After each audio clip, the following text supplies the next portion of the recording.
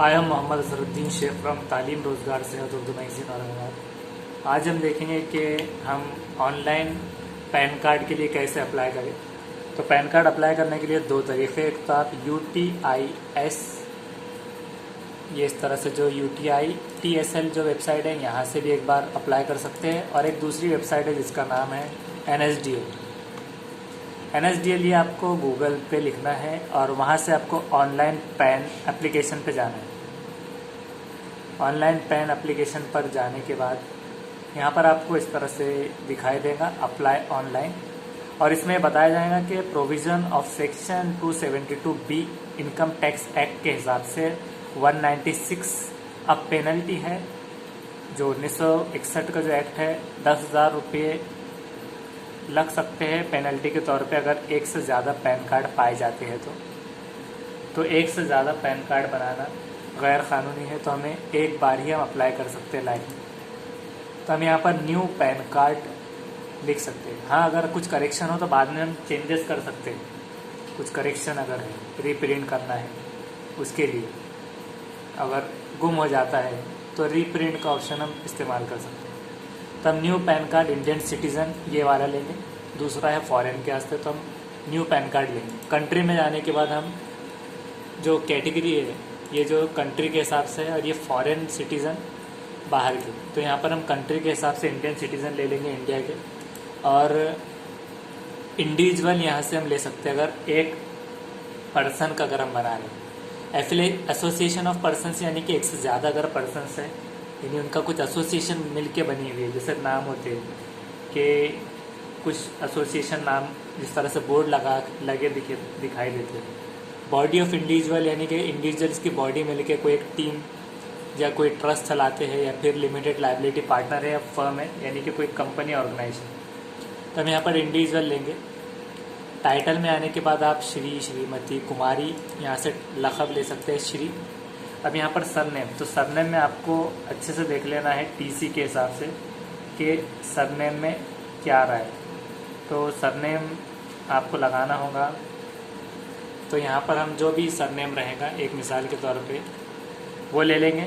First name में name और middle name होता है फादर्स नेम।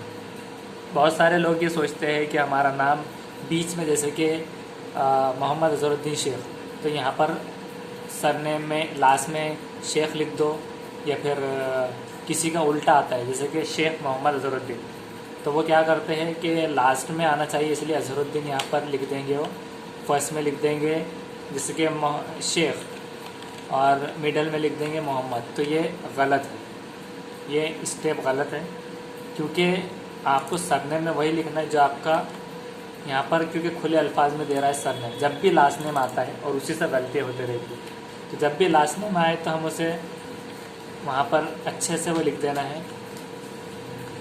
फर्स्ट नेम में आपका जो रियल नेम है, अगर मान लीजिए किसी का मोहम्मद अरीब है तो मोहम्मद अरीब यहाँ पर लिखना है दोनों मिलाकर, और सिर्फ अरीब है तो अरीब।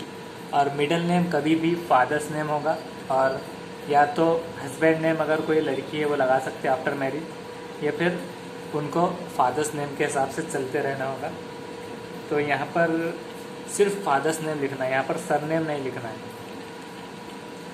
तो इस तरह से हमेशा आपको याद रखना है। डेट ऑफ बर्थ, तो डेट ऑफ बर्थ जो भी आपके TC या फिर डेट ऑफ बर्थ जैसी आ रही है तो वो लिखना है। तो यहाँ से पहले हम ईयर ले लेंगे, और पैन कार्ड बनाने के लिए 18 साल की उम्र ज़रूरी है।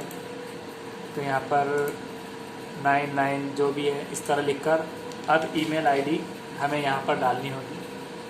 तो ईमेल ID डालते वक्त में आपको याद रखना है कि स्मॉल लेटर्स में आप लिख रहे हो।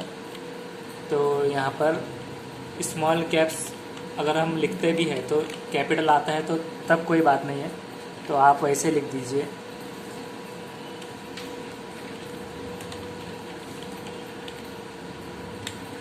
इसके बाद हमें मोबाइल नंबर लिखना होगा। तो मोबाइल नंबर हम इसमें यहाँ पर टाइप कर लेंगे, और उसके बाद यहाँ पर बाय सबमिटिंग ये लिख देंगे। कैप्चा कोड ये बार बार चेंज भी हो सकता है, और हम उसे नहीं समझ में आता है तो यहाँ से रीलोड कर सकते हैं। उसके बाद हम सबमिट कर सकते हैं, और अगर गलती हो गई है तो यहाँ पर रिसेट का नीचे ऑप्शन होता है, तो पहले हम यहाँ पर मोबाइल नंबर लिख देंगे।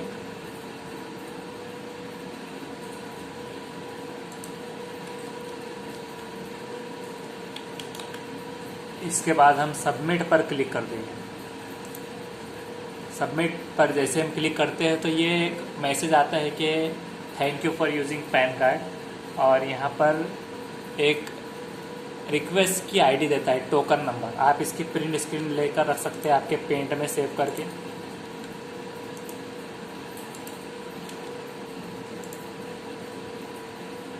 ये टोकन आईडी आगे काम में आती है आपको। पैन टोकन आप ऐसे नाम डाल सकते हैं, उसको PNG JPG जैसे भी रखना है, कोई इशू नहीं है। टोकन आईडी ये वाली है।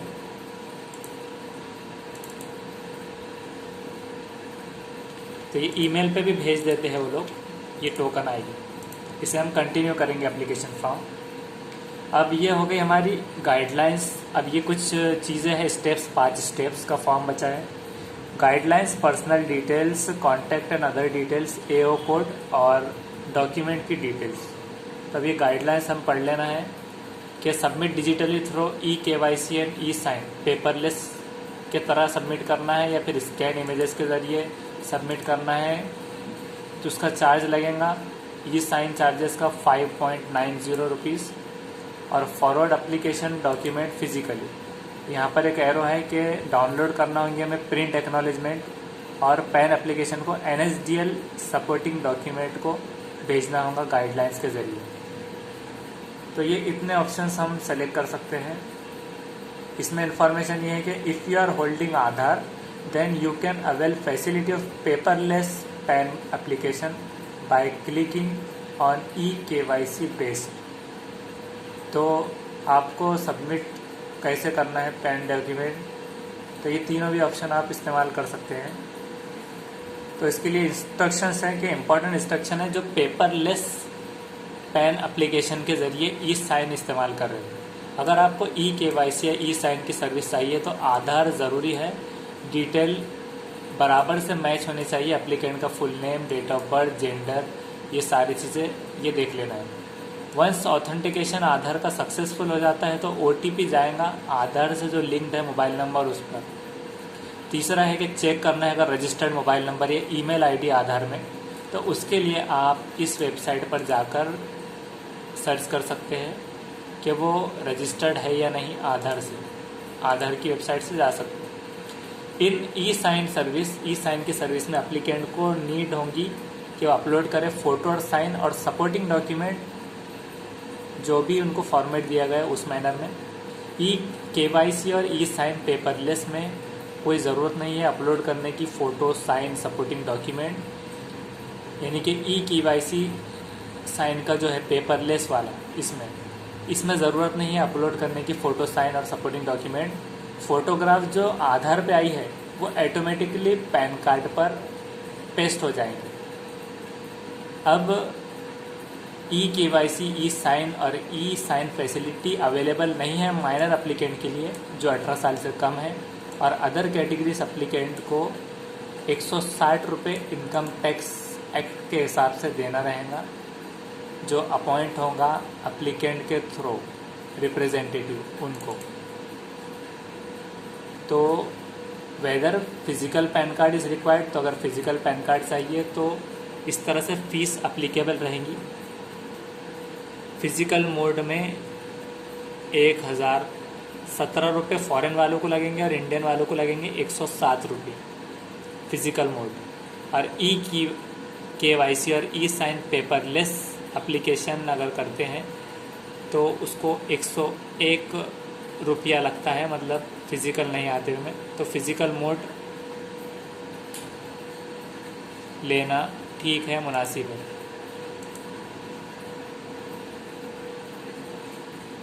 अब नो फीस अगर हम क्लिक करते हैं तो no fee only PAN card PDF format में अगर डिस्पैच करना है ईमेल एड्रेस पर पैन एप्लीकेशन के ज़रिए तो फिज़िकल पैन कार्ड डिस्पैच नहीं होगा उसमें, और मोड ऑफ पैन एप्लीकेशन रहेगा, उसकी प्रोसेसिंग फ़ीस वगैरह मिलाकर ₹66 और फिजिकल मोड की ₹72 रही।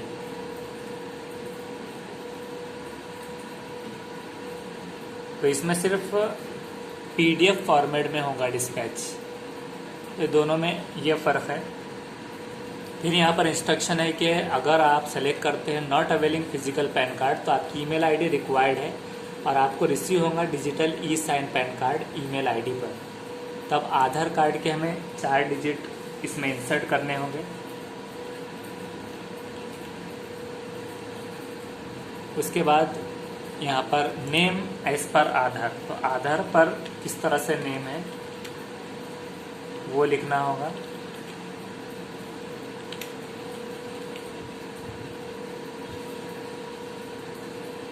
उसके बाद टाइटल ये लगा दी हमने, डेट ऑफ बर्थ ये ऑटोमेटिक हमने जैसे भरे थे उस तरह आ गया। और ये प्रिंट पे कैसे आएगा तो यहाँ लिख कर आएगा कि आपको प्रिंट कैसे करना है पैन कार्ड। तो प्रीफिक्स लगाना है, ये अलाउड नहीं है। प्रीफिक्स जैसा कि श्री, श्रीमती, कुमारी, लेट, डॉक्टर, CA, ये सारा अलाउड नहीं है। तब मिसाल के तौर पे अगर हमको ये पहले लेना है मोमिन, तो हम यहाँ पर लिख कर जिस तरह से भी हम चाहते हैं वो लिख देना होगा।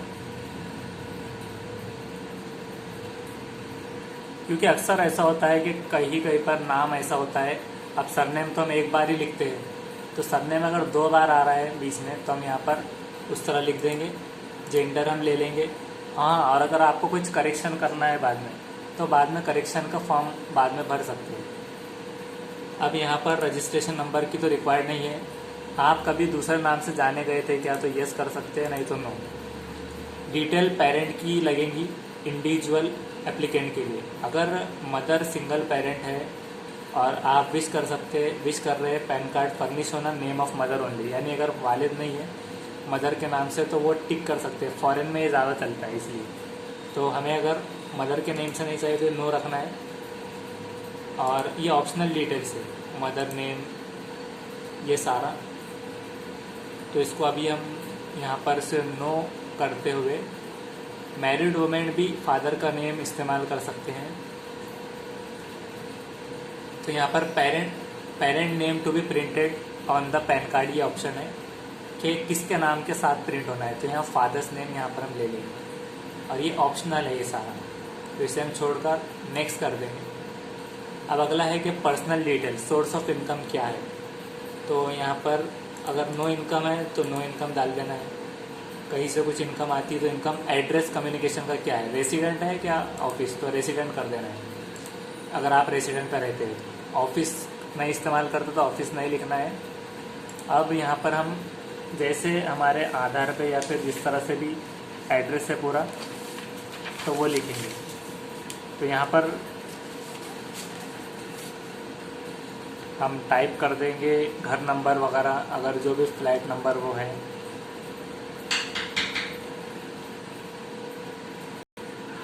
इसके बाद यहाँ पर कंट्री इंडिया वो सेलेक्ट कर लेंगे। अपॉइंटिंग रिप्रेजेंटेटिव SSC, क्या रिप्रेजेंटेटिव असेसमेंट के लिए कोई चाहिए, तो यहाँ पर हम नेक्स्ट कर देंगे नो करके। अब एरिया कोड कौन सा है और उसकी टाइप कौन सी है, उसकी रेंज कौन सी है और उसका नंबर। हेल्प AO कोड में सेलेक्ट करना है फॉलोइंग। तो सबसे पहले हम कर लेंगे इंडियन सिटीज़न। इंडियन सिटीज़न में आने के बाद हम यहाँ पर स्टेट ले लेंगे महाराष्ट्र, सिटी ले लेंगे औरंगाबाद। तो जैसे हम ये लेते हैं तो यहाँ पर उसकी डिटेल ले लेता है वो कि एरिया कोड में हमें क्या डालना है। अब कौन सा वार्ड है, सर्कल 1, इसमें से हमें वो ढूंढना होगा। ये पूरी जो लिस्ट है और उसमें से फिर हम ले सकते हैं कि कौन सा वार्ड है, वार्ड नंबर कितना है। तो ये वार्ड 1 ऑफ 4 जो है तो no company income source, non company का income source from source other than income business profession, जैसा कि कन्नड़ तालुका, फुलंब्री, फुलदाबाद, सिल्लोड़, वो जो लोग हैं उनको यहाँ से ये सर्च करना है नीचे। वार्ड 14 वाला सोएगांव, इनकम वगैरह जो भी है, तो इनके लिए। अब उसके बाद ये है वार्ड 15 नॉन कंपनी का, जिनको income source other than income है बिजनेस या प्रोफेशन से ताल्लुक़ है, जैसे कि औरंगाबाद तालुका डिस्ट्रिक्ट का जो जिसने अभी तक टैक्स नहीं पे किया है, नॉन कंपनी है, इनकम फ्रॉम बिजनेस या profession having principal place of business और प्रोफेशन विद इन, इसमें से कौन से एरिया का है, तो इसके कोड है अलग अलग। तो ऐसे कोड और इसमें से वार्ड आप ले सकते हैं।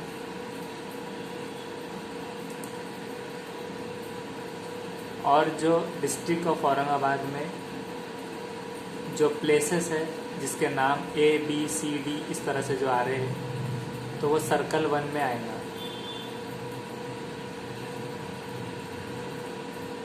एक्सक्लूडिंग औरंगाबाद तालुका,